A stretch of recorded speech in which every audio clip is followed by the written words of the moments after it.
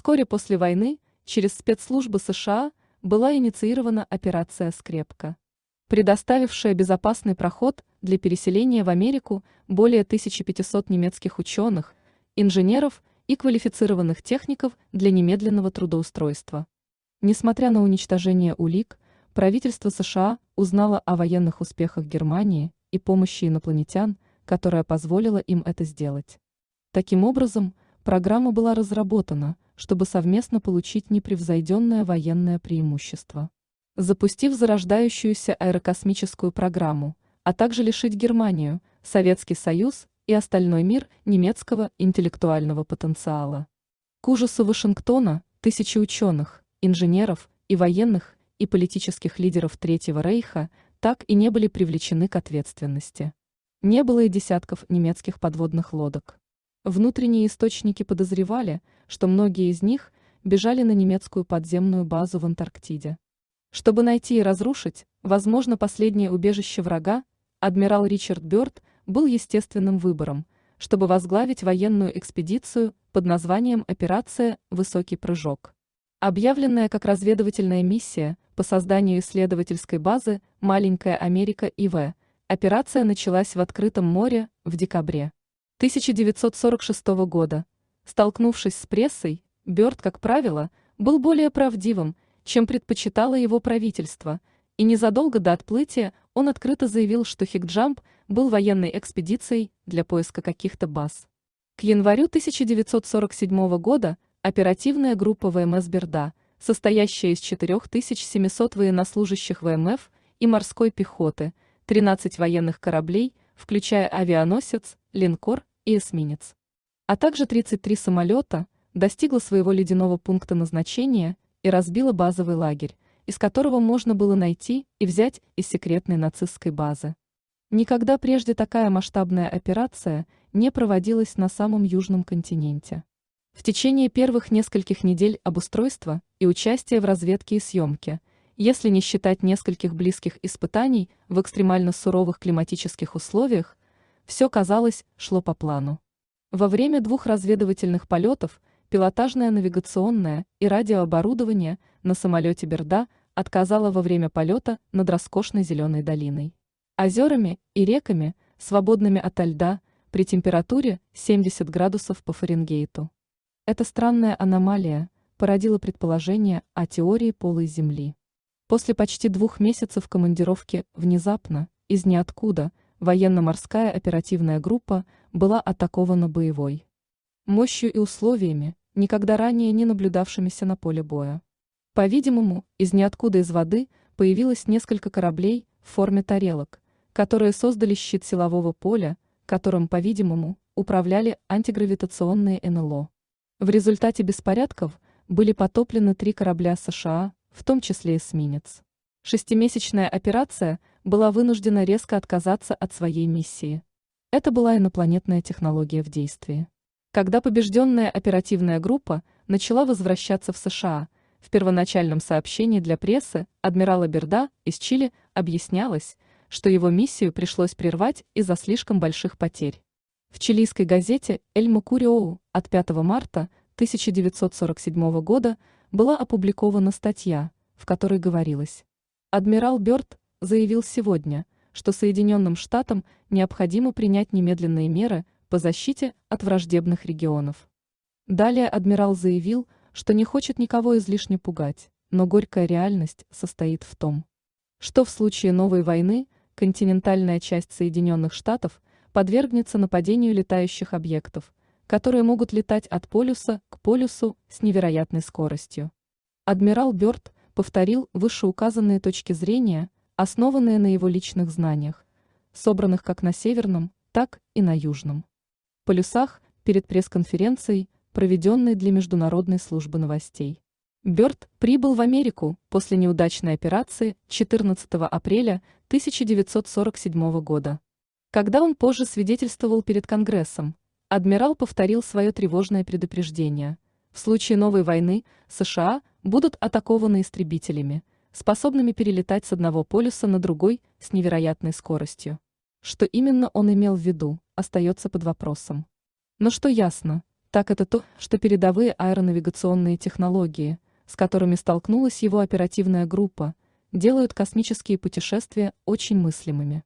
Предполагая, что он был атакован либо инопланетными силами, либо передовым немецким превосходством в воздухе с помощью инопланетян. Определенно не может быть никаких сомнений в том, что немецкие военные в Антарктиде приобрели передовые технологии космической эры от инопланетной цивилизации. Или враждебные инопланетные силы существовали подо льдом, или их совместная комбинация яростно отразила могучий американский военно-морской флот.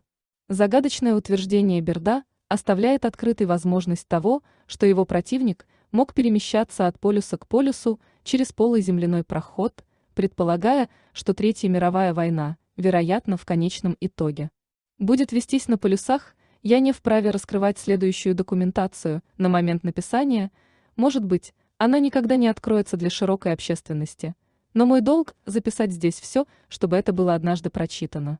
Бортовой журнал «Арктическая база», 22 029-210.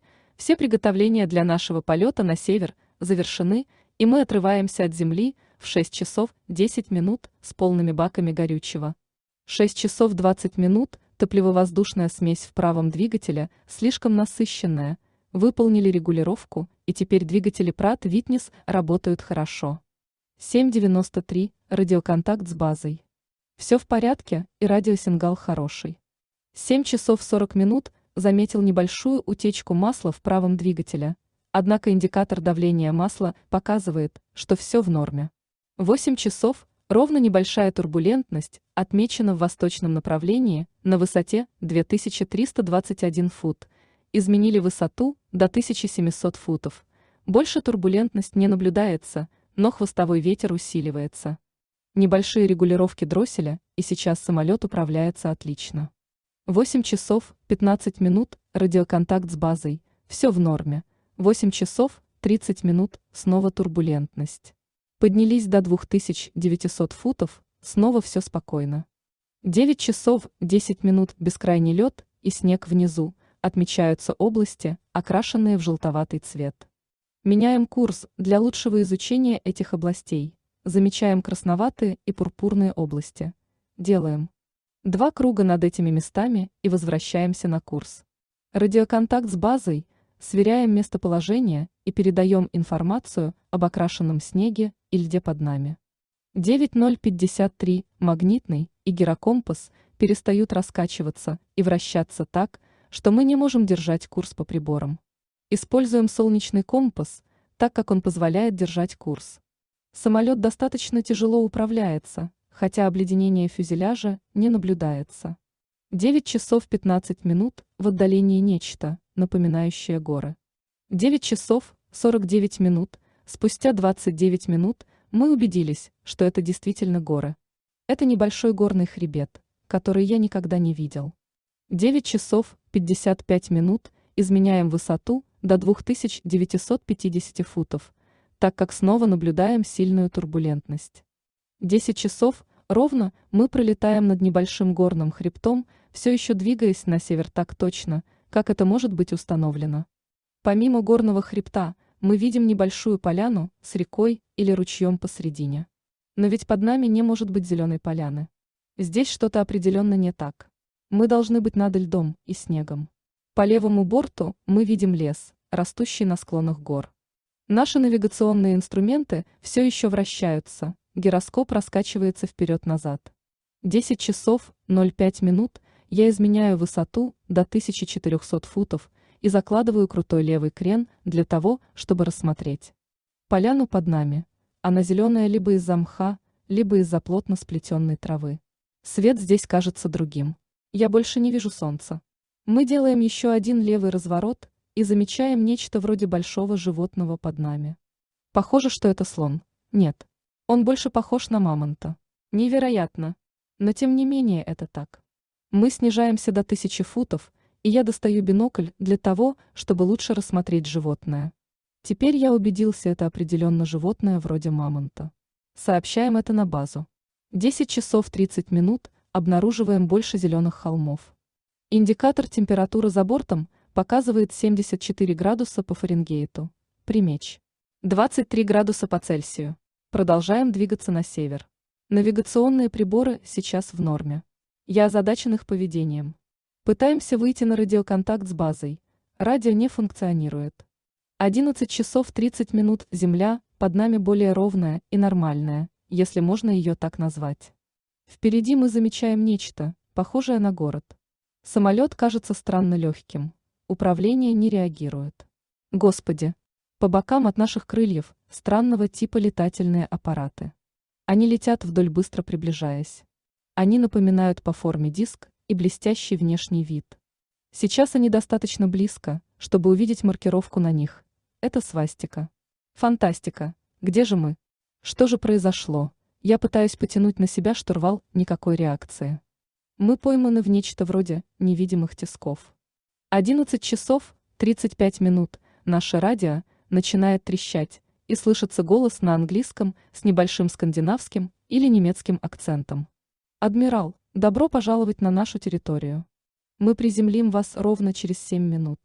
Расслабьтесь, адмирал, вы в надежных руках». Я заметил, как двигатели нашего самолета остановились. Самолет под каким-то непонятным контролем и сейчас сам совершает поворот. Управление бесполезно. 11 часов 40 минут, еще одно радиосообщение получено. Мы начинаем процесс посадки, и через некоторое время самолет начинает немного дрожать и снижаться так, как будто находится на невидимом подъемнике. Мы снижаемся очень плавно и касаемся земли лишь с небольшим толчком. 11 часов 45 минут я делаю последнюю поспешную запись в бортовой журнал. Несколько мужчин пешком приближаются к нашему самолету. Они высокие, со светлыми волосами.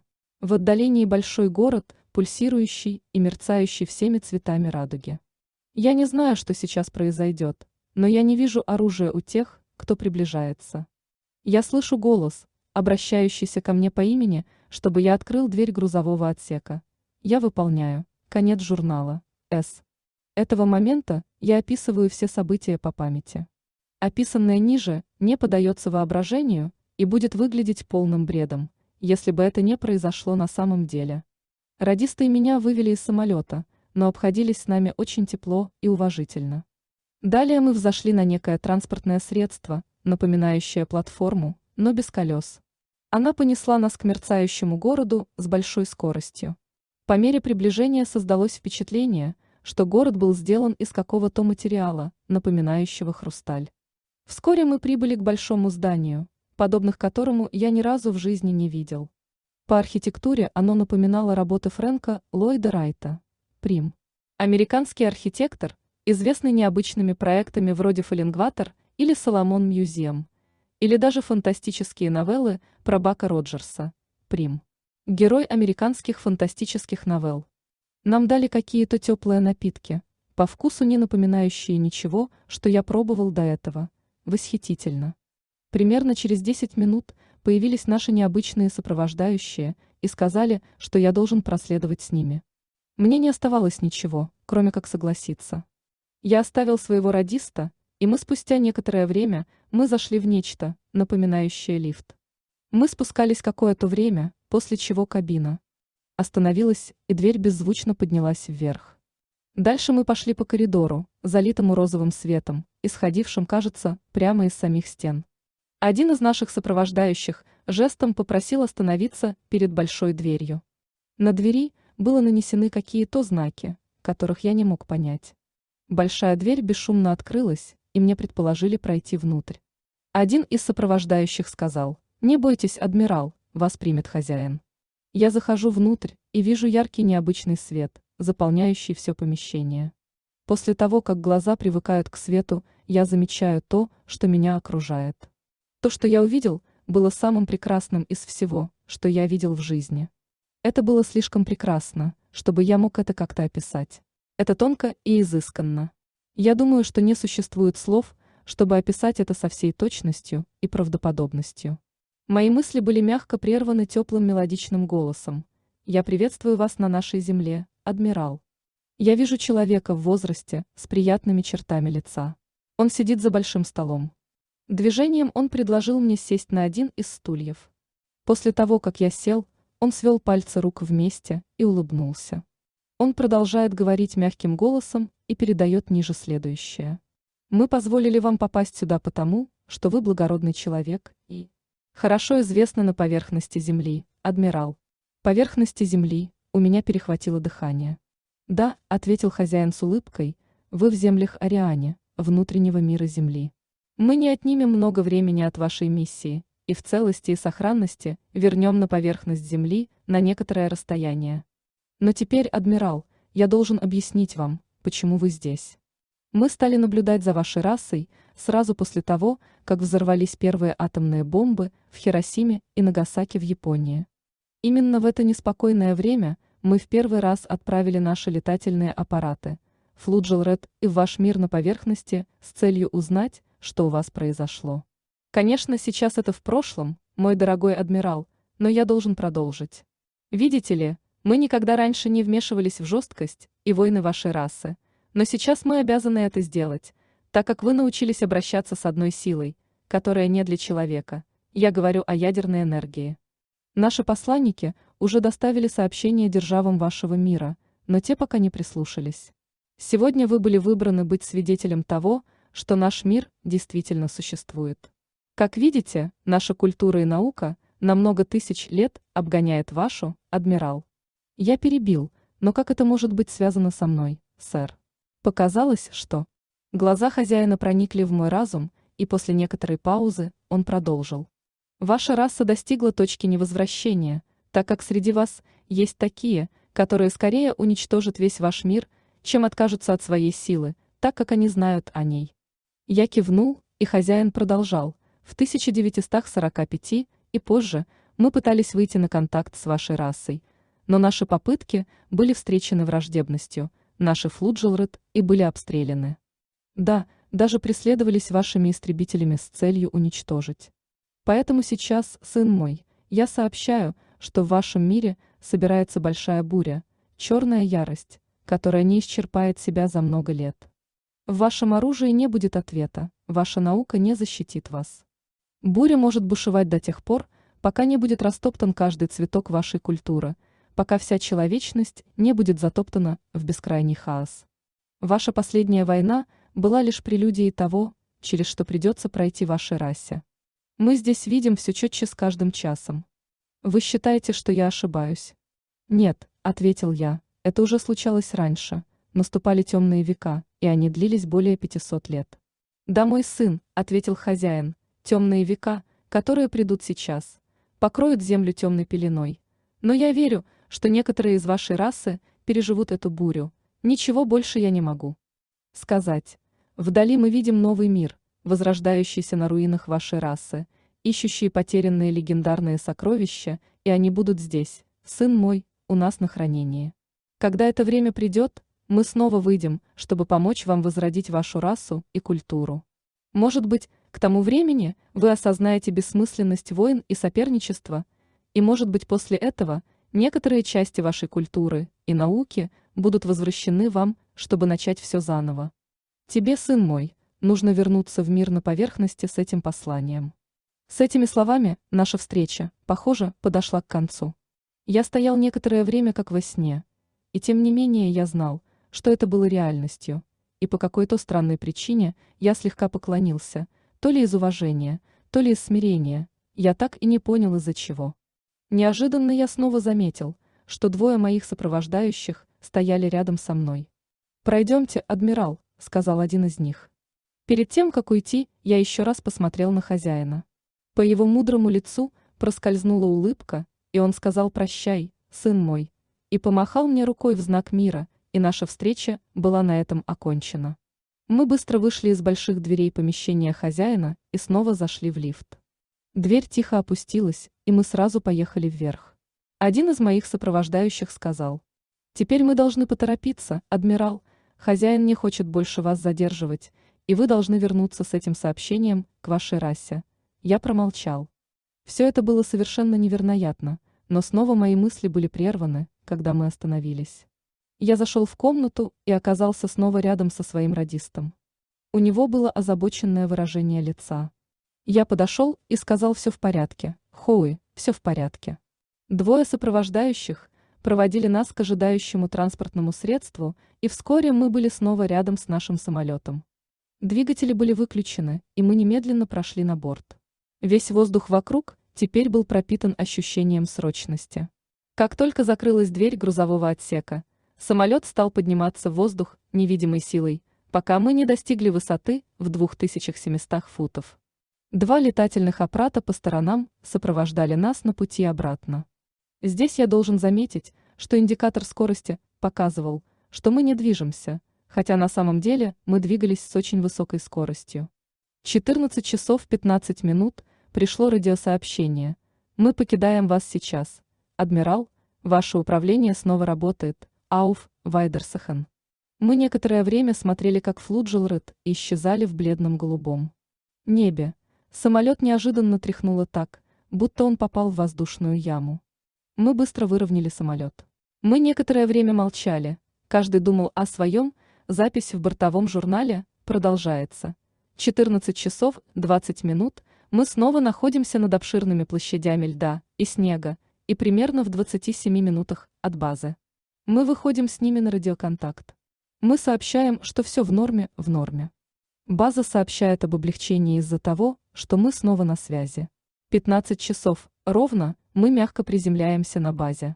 У меня есть миссия, конец записей в бортовом журнале. 11 марта 1947 года. Я только что присутствовал на совещании сотрудников в Пентагоне. Я полностью сообщил о своем открытии и сообщении от хозяина. Все было должным образом записано. Об этом было доложено президенту. Сейчас я несколько часов нахожусь под стражей, 6 часов 39 минут, если быть точным. Я был внимательно опрошен сотрудниками службы безопасности и командой. Это было испытанием. Я помещен под жесткий контроль Национальной службы безопасности США. Мне приказано молчать относительно всего, что я узнал. Невероятно. Мне напомнили, что я военный и должен подчиняться приказам. 30 декабря 1956 года. Последняя запись. Последние несколько лет с 1947 года не были легкими. Сейчас я хочу сделать свою последнюю запись в этом дневнике. В заключение я хотел бы сказать, что я верно хранил эту тайну все эти годы. Это было против моего желания и моих ценностей. Сейчас я чувствую, что мои дни сочтены, однако эта тайна не уйдет со мной в могилу, а как любая истина, рано или поздно восторжествует.